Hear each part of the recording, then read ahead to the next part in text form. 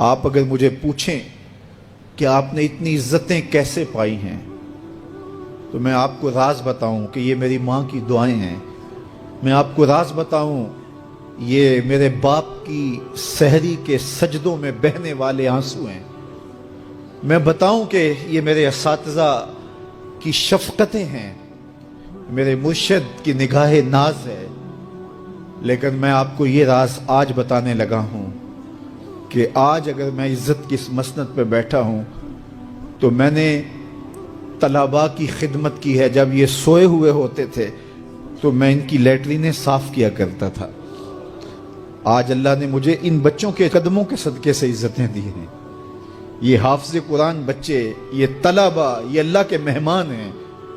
صحیح حدیث میں آتا ہے کہ طالب علم کے پاؤں تلے اللہ کے نوری فرشتے پر بچھاتے ہیں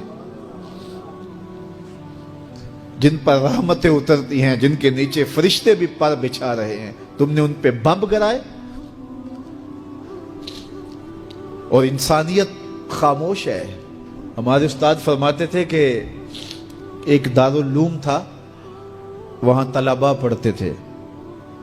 تو یہ بچے ہوتے ہیں, بالخصوص حفظ کی کلاس کے بچے چھوٹی عمر کے ہوتے ہیں, اور اس عمر میں بچوں کی شرارتیں, بچوں کی اٹکیلیاں, یہ ان بچوں کے بچپنے کا حسن ہے. بعض لوگ ہمارے پاس آتے ہیں کہ یہ بچہ شرارتیں بہت کرتا ہے, دم کر دیجئے. تو میں کہتا ہوں یہ شرارتیں ہی تو ان کی عمر کا حسن ہے. جب بڑے ہو جائیں گے تو یہ سنجیدہ ہو جائیں گے. وہ ایک شاعر نے کہا تھا, مجھے اچھا نہ لگا بچوں کا جوان ہونا.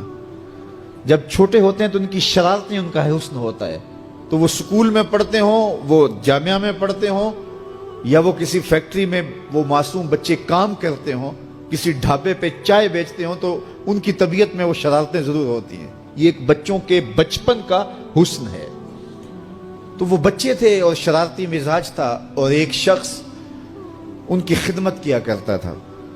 کبھی وہ گھی کا کنستر اپنی کمر پہ لاد کے لا رہا ہے, کبھی وہ آٹے کی بوری اپنی کمر کے اوپر لاد کے لا رہا ہے, اور بچوں کی خدمت میں لگا رہتا تھا. بچے تھے, کچی عمر تھی, شرارتی مزاج تھا, تو انہوں نے اس کا نام ڈال دیا حمار, گدھا. جب بھی بھوک لگی ہوتی اور وقت کھانے کا قریب ہوتا تو کہتے وہ ہمارا گدھا گیا ہوا ہے, ابھی لے کے آئے گا تو کھانا ہم کھائیں گے. تو آپس میں انہوں نے اس شخص کا نام جو ان کا خدمت گزار تھا گدھا رکھ دیا. اسے پتا چلا کہ یہ مجھے گدھا کہتے ہیں, میں ان کی خدمت کروں, نوکری کروں, بلا معاوضہ میں ان کے لیے کمر پہ گھی کے کنستر اور آٹے کی بوریاں لاد لاد کے لاؤں, اور یہ مجھے گدھا کہتے ہیں. اس نے چھوڑ دیا اور گھر چلا گیا. رات پڑی, سویا, مقدر جاگے.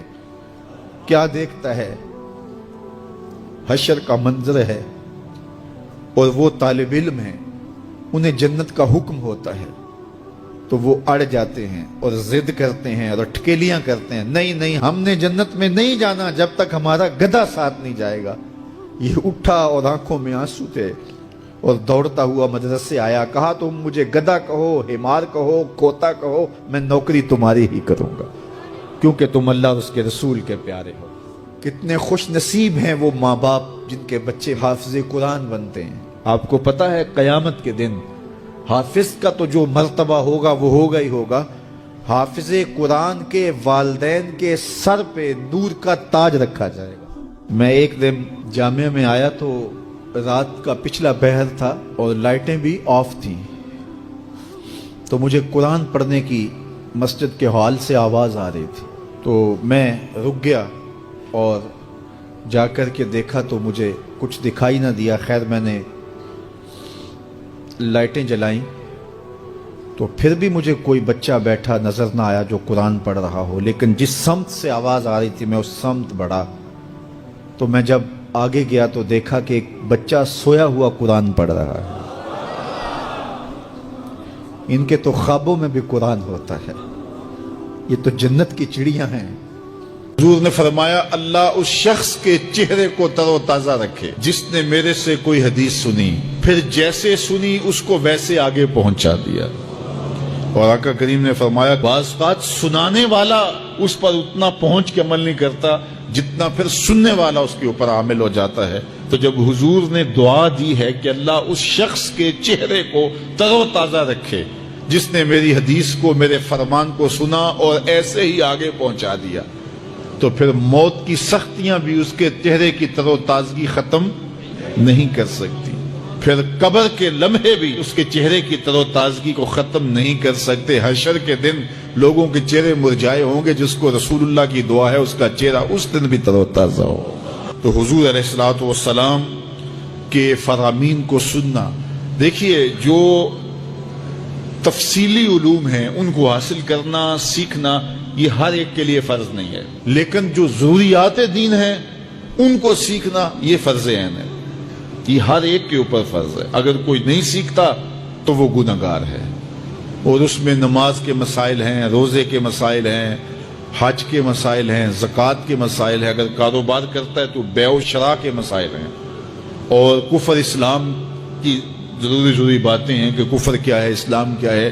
تو یہ ساری ضروری چیزیں جو ہیں ایمانیات سے جو تعلق رکھتی ہیں، ان کا سیکھنا جو ہے ضروری علوم کا، یہ ہر ایک کے اوپر فرض ہے. تو اس لیے آپ لوگ اپنا وقت کچھ نکال کر کے جو ہے وہ اس کے لیے صرف کریں، اور ضروریات دین سیکھنے کے لیے کچھ فرصت کے لمحے نکالیں. لوگ کتنے طویل ڈپلومے کرتے ہیں، کاروبار سیکھتے ہیں، کن علوم میں مہارت ہے جو ہمارے لیے بالکل غیر ضروری ہے. کسی نوجوان کے پاس بیٹھ جاؤ نا تو وہ تمہیں بتائے گا کہ کس کرکٹر نے کس میچ میں کتنے سکور کیے تھے.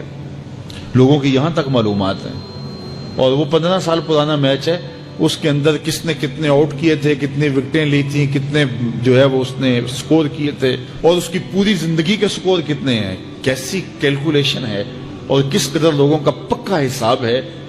یہ وہ چیز ہے جس کا نہ دنیا میں فائدہ نہ آخرت میں فائدہ، لیکن دلچسپی ہے نا.